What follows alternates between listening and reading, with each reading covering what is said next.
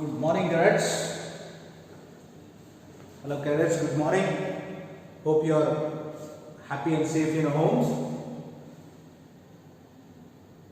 I hope you have gone through the class which I explained last one, that was on Monday. Let us move on to the topic of chapter number 3, that is Delhi Sultans. Actually, I assigned a task for you that you have to complete the question and answers and send the image to me. Most of you have not done it. Very few students have done. Anyhow, I will go through details in the next class. Please try to write down all the answers. Please write down the points which I explained in the class. So, in the last class, what we studied is a comparative study of administration between Muhammad bin Tughlaq and Alauddin Khilji. We studied how Muhammad bin Tughlaq's administration was different from Alauddin Khilji. Alauddin Khilji was considered comparatively, when we compare Alauddin Khilji and Muhammad bin Tughlaq, Muhammad bin Tughlaq was considered as a mad king of history, whereas Alauddin Khilji is relatively successful in his administration. So, we studied and compared the administration of both, that is Muhammad bin Tughlaq and Alauddin Khilji. What you have to conclude that the attack of Mongols or Afghans made a lot of changes in the Delhi Sultanates, or that is also responsible for a slow decline or downfall of Delhi Sultanates. These are all we studied in last class. Let us move to the next topic of the chapter, that is what happened in 15th and 16th century in India. Okay, that means almost Ibrahim Lodi dynasty ruled India, and Ibrahim Lodi's rule came to an end with the Battle of Panipat. And after the Battle of Panipat, what happened in India? That is 15th, 16th century onwards. Who ruled India and what was the scenario of India at that time? That is what we are going to just study in brief, because in the later part of this textbook of class 7, we deal about the sultans or Mughals who ruled Delhi in the 15th century. So that is what we are studying in brief. But keep in mind that the Battle of Panipat was the major change of administration from Ibrahim Lodi or Lodi dynasty to emergence of new kingdom in India, that is called Mughals. The sultans in 15th and 16th century, that is the topic. After Tughlaq's, Sayyids and Lodi dynasty ruled Delhi. After Tughlaq's, who ruled Delhi? Sayyid dynasty ruled Delhi. After Sayyid dynasty, who ruled Delhi is Lodi.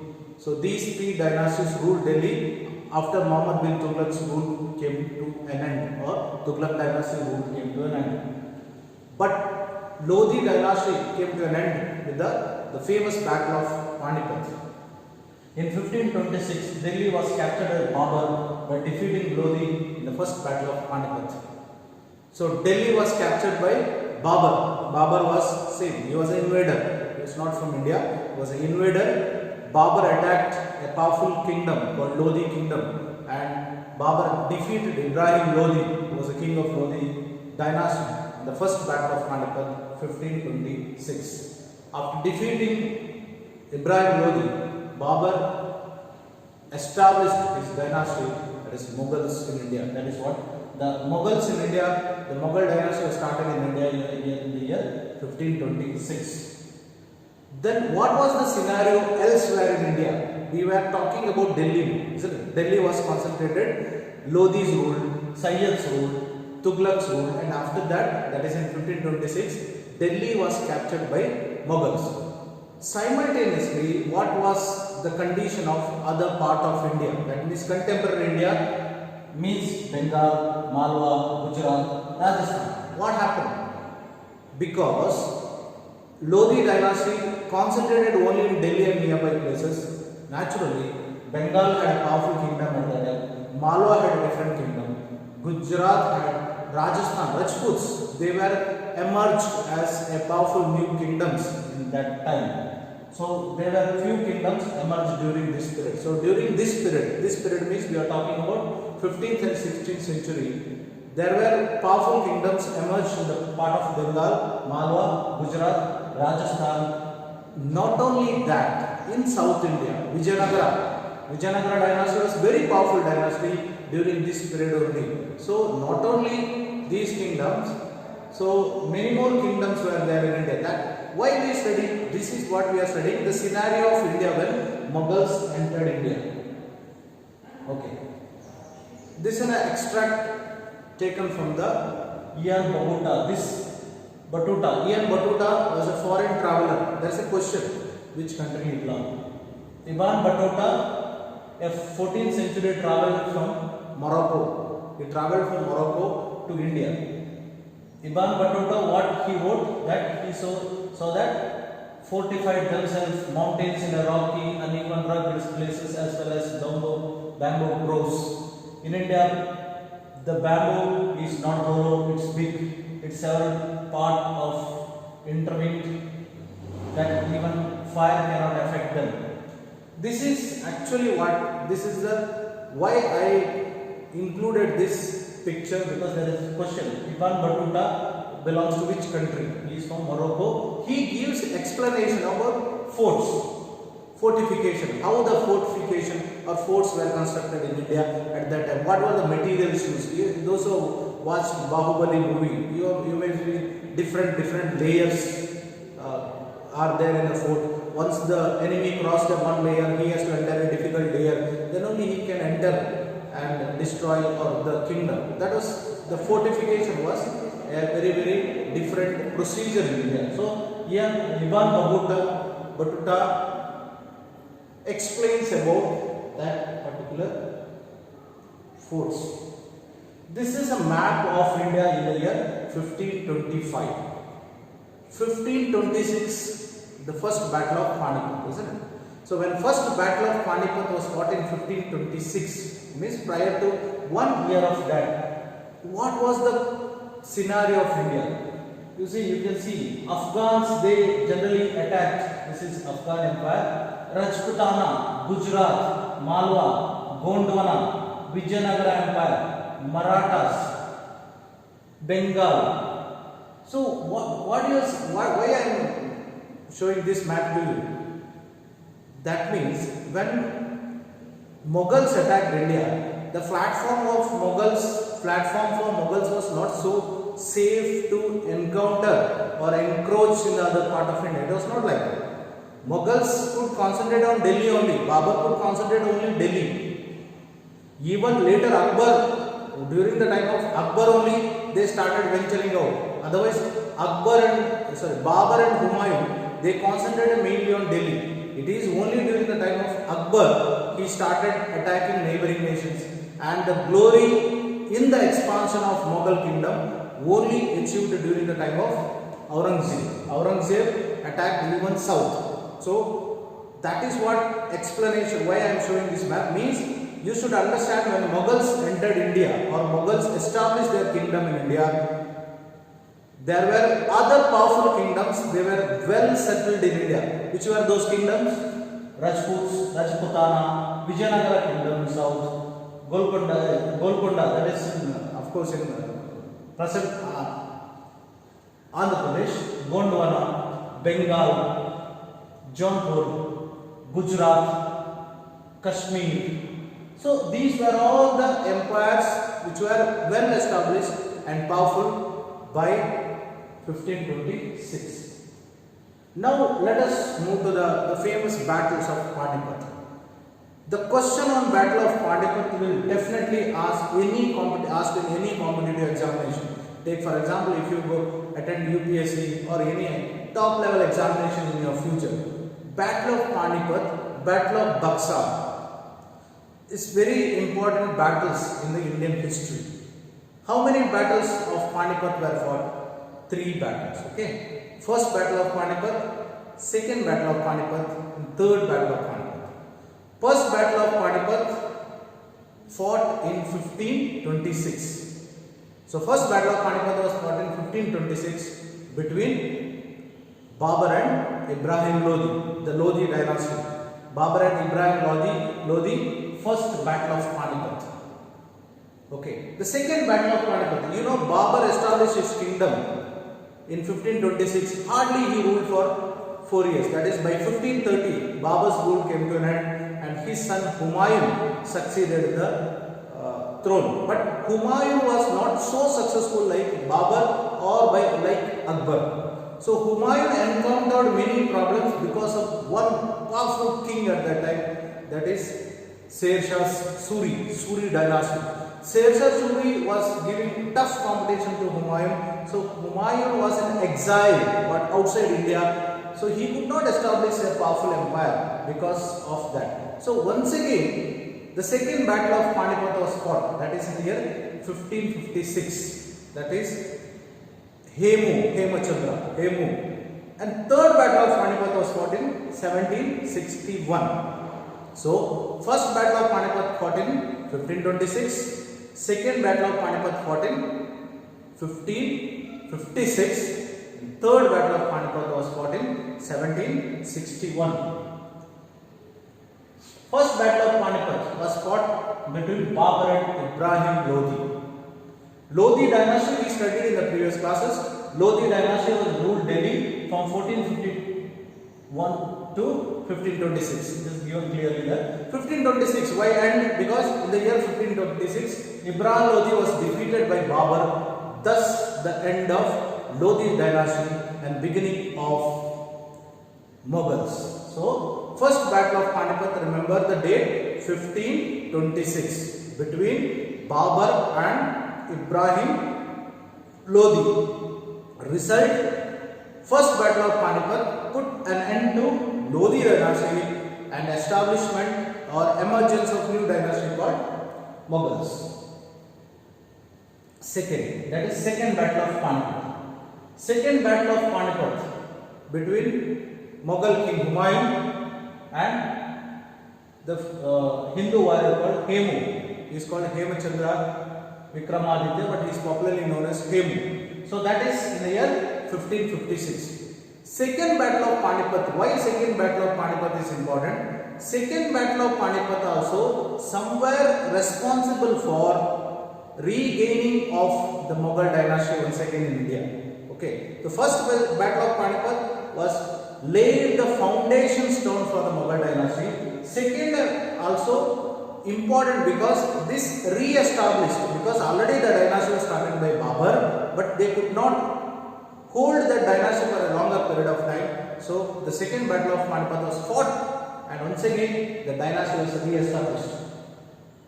But third battle of Panipat, that is in the year 1761, this is nowhere related to the Mughal kingdom.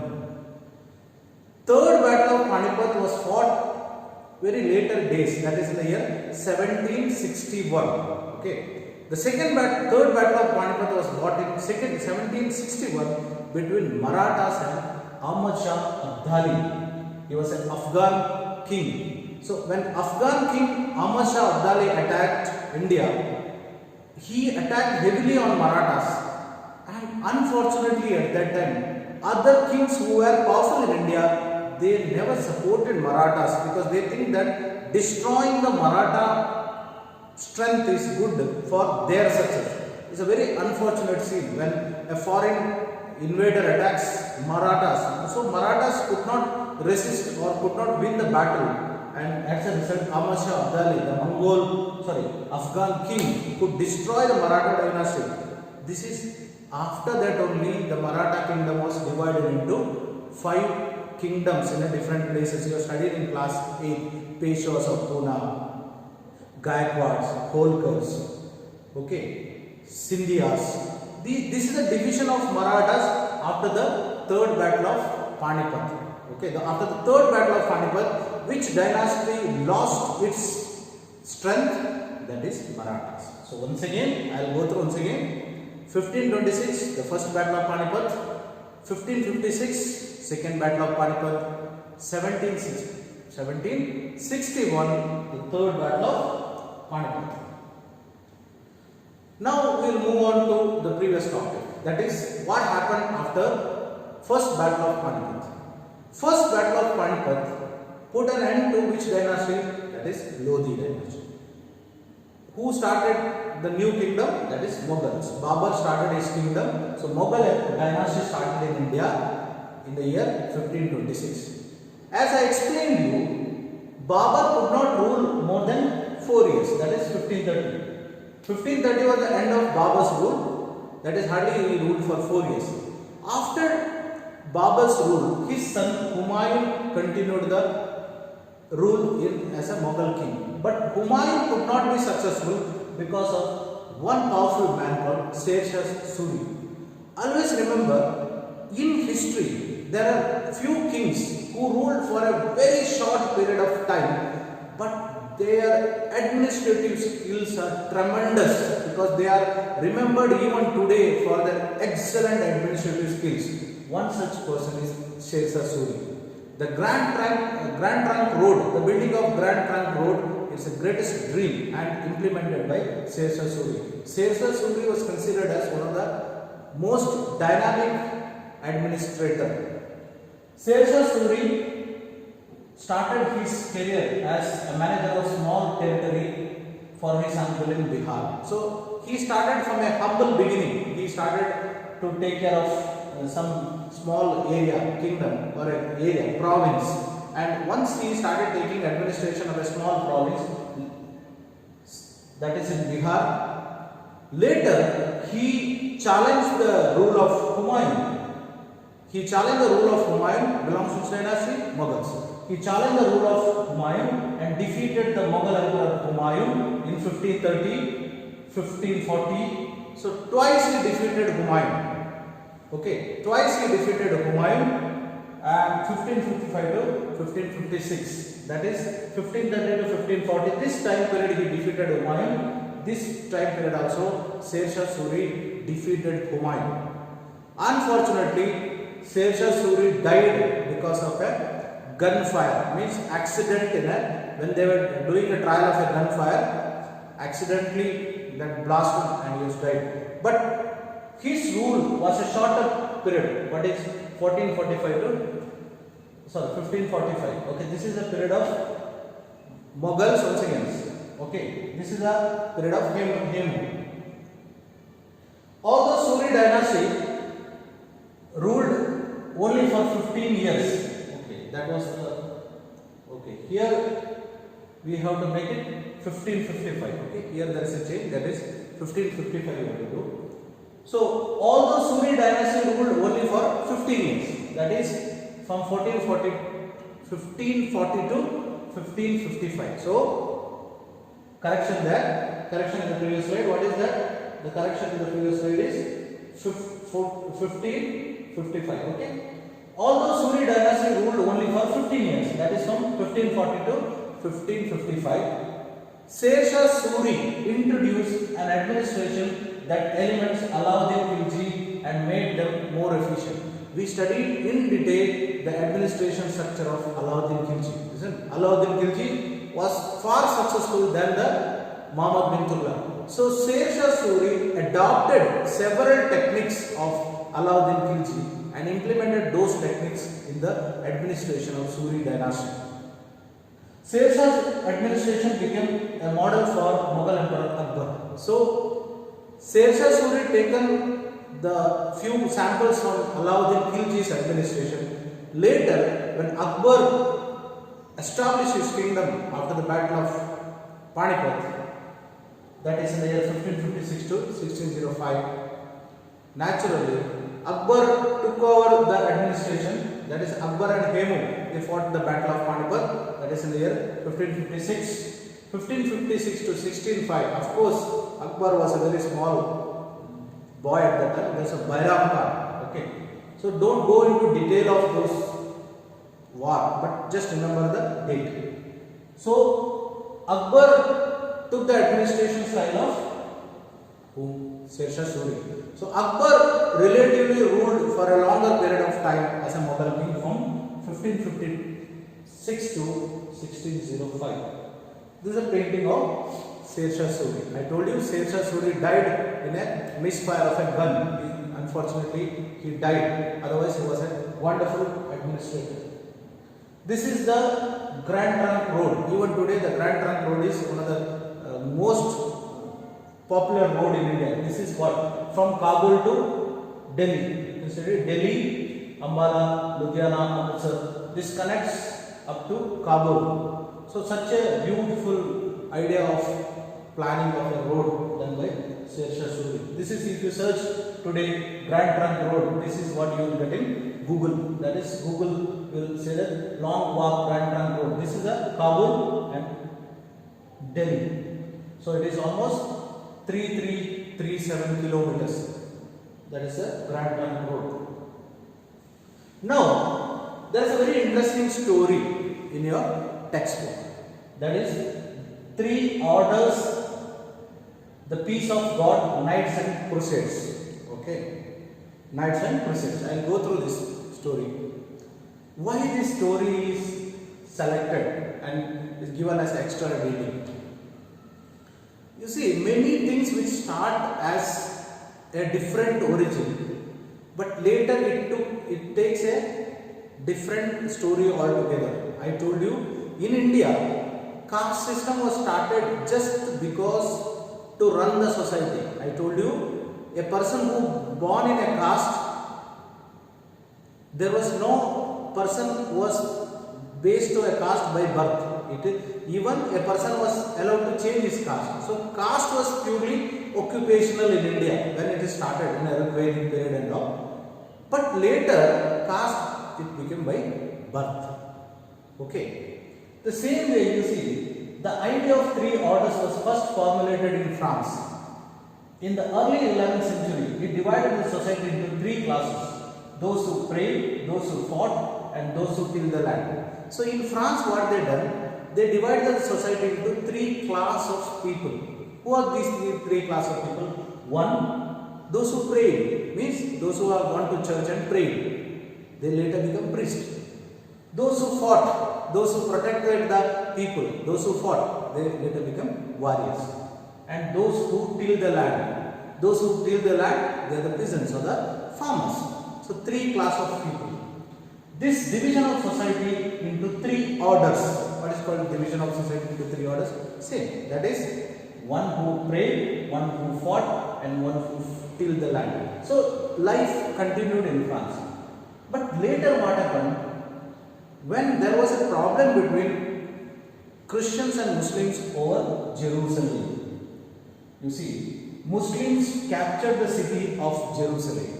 When Muslims captured the city of Jerusalem, which belongs to Christians, what these Christians have done? Christians sent the warrior group, they called knights.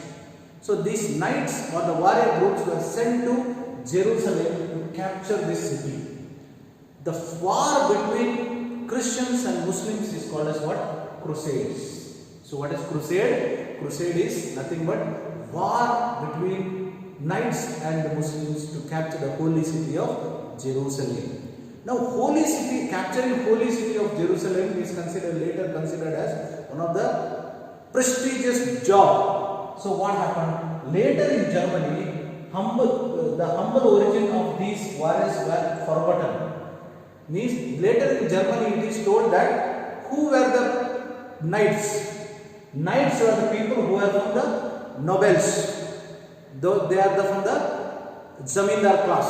And these zamindar class are nobles. Nobles means rich. The nobles of the zamindar class were responsible for capturing Jerusalem or crusades. This is what story is twisted. This is what, it's an interesting knowledge to study, because crusades, you will be heard the word called crusades every now and then, because crusades is nothing but holy war. It is considered as a holy war to establish the religious war. That is what. Okay. With this, I completed the chapter number 3. Okay. Chapter number 3 is over. In the next class, I definitely will explain you question and answers of this. Once it is over, then once again I will go through the question answers of chapter 1 and 2, so that I expect you to write the answers and at least send the pics to me at the earliest. Because children, I told you very clearly, because writing is very important. Because once you write, then only you have a document to read during the time of examinations. Because once you watch this video, you understand it's good, well and good, but you have to write so that documentation will be done. So once you come back to the school, we can definitely do it in a better way. Thank you. Take care.